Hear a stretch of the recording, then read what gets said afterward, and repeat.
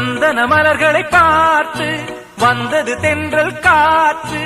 அருவியிலே நனையுதடி செண்பகப்பூ ஒண்ணு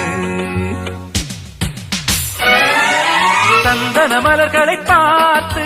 வந்தது தென்றல் காற்று அருவியிலே நனையுதடி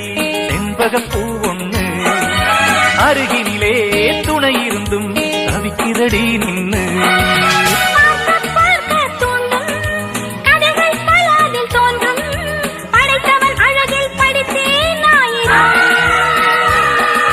படித்ததை கதையாய் முடிப்பேனாயினும்